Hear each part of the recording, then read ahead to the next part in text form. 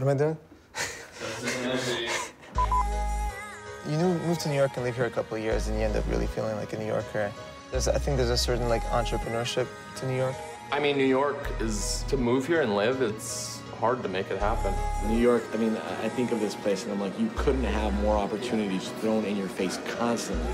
It's a city where you're kind of forced to be on some sort of grind, some sort of hustle. Yeah, I mean, New York's tough to survive. If you just come here, like, not having friends, connections, it takes a lot to build that whole sort of thing. And make it work is even more difficult. Hey, what's up? This is A-Trak, but the government knows me as Alain Makovich.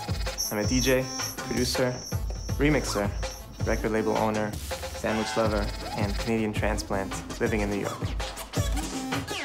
I live in New York, but I'm out of town every day except today and tomorrow for the whole month. Tomorrow we're opening the Fool's Gold store, and tomorrow night we have an event to announce this Fool's Gold members-only jacket.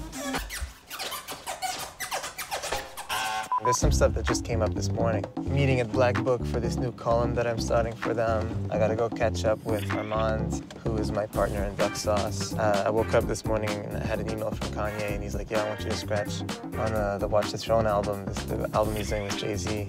"Yo, can you go to the studio tonight and record some scratches for this song?" Which is like a top secret studio location. No one even knows where they're working. And tomorrow we're just getting ready for the opening. The shop opens. I'm excited to open the doors finally. Guys, we're here. T-minus 10 minutes. Oh, Canada. I think it kind of makes sense that Fool's Gold is based in New York, even though none of us are really from here. The company is 4 partners, 2 from Canada and 2 from New Jersey. But for us to run our own company, do this independent thing, and build it from the ground up, it seems like it fits the city. Mama. The Duck Sauce approach is just like not to overthink things. Yeah, we sat down to do our first music production, and he's like, "What are we doing?" I'm looking at him like, "Well, I have no idea." And he's like, "Disco House." After that, we just went out to lunch. That is like, okay, let's get weird. Yeah. That's when Barbra Streisand was born and all that other stuff. Yeah, you know what it is? Oh, just we'll repeat that? It, yeah. Repeat that like 4 times right in there. Were you raised by wolves? Yeah. The big bad wolf. The big bad wolf. Really, working with Kanye for many years taught me people who you hear about every day, people who are at that level of limelight, maintain that by just giving it their all nonstop. There's no real break. So it's always exciting, and it's, you know, there's a very competitive side to it. And I think I have a competitive personality, and that's how I operate, is just like striving to be on top. And there's always another goal. I never get to a point where I'm like, all right, I'm good here. It's like, what's next, and how do I get there?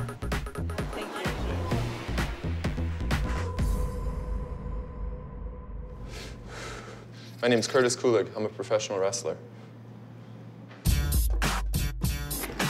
As a kid growing up in the Midwest, I was troubled, for sure. Like crazy little kid. 1, 2, 3. Growing up in a town of 35,000 people, not much to do. Skating was my only outlet as far as creativity. And what kind of things inspired you to pursue what you do now? I mean, there was never any intentions necessarily. It kind of just happened naturally. I never went to school for it. I just kind of fell into it. I got approached by an art director of a major company, and they asked me to do a whole campaign, and I did it, and I saw the return in it, and I was like, bye-bye, all jobs. People ask me, like, oh, you're doing that and this? I'm like, yeah, I'm trying to survive. I'm trying to, like, make things happen. I mean, it's obviously grown naturally, which anything does. I don't know what it's going to grow into, nor do I really think about it too much. No matter how big it's got now, I still feel like it's still skateboarding at the roots. Like, it's a very creative outlet to be yourself. I do have dream projects. When I think of dream projects, I just think of huge mediums. It's just bigger. I'm planning on working bigger mediums and just going for it. Basically, your future projects, you want to be like a god. Yeah, pretty much. I want a shrine of me. Is that normal? It's quite normal. Cool. I'm Carlos Quirarte, and I own the Smile and the Westway and run the Jane Ballroom.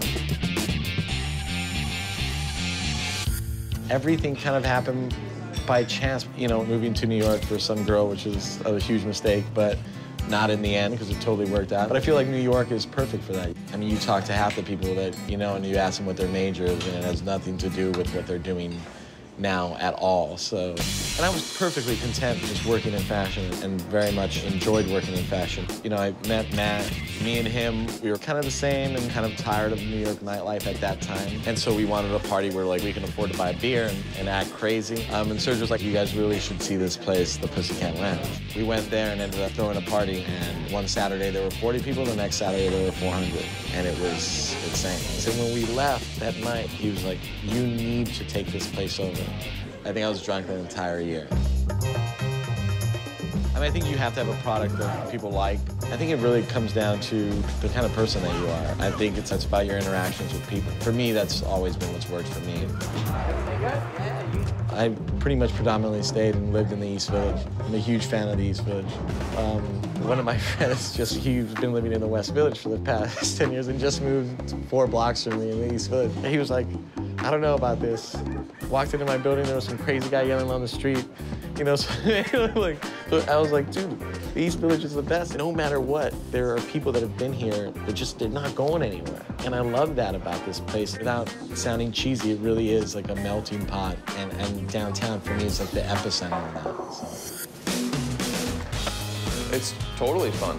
Downtown it's like a giant playground to me, you know what I mean? At the end of the day, there's a lot of talented people out there, and there's a lot of people who work hard, but there's a few that rise. What my brother said to me, you know, luck is just opportunity presenting itself and what you do with it. I think just the simple fact that I'm still actively doing this every day after all these years is probably a testament to my passion. But it's kind of the only way I know how to operate. I don't really know how to not give my all at something. Repeat. That's what I've been doing, obsession. It really is. It's about obsession and repeating. The hours suck, but there will be a reward at the end, I think. I believe in like this constant mission to just better yourself. You know, I think my whole life I'm gonna try to get better. We're in it for the long haul, so we're constantly learning. That's it. I think that answers it. Are we good? Yeah, let's do photos and like relax. I feel like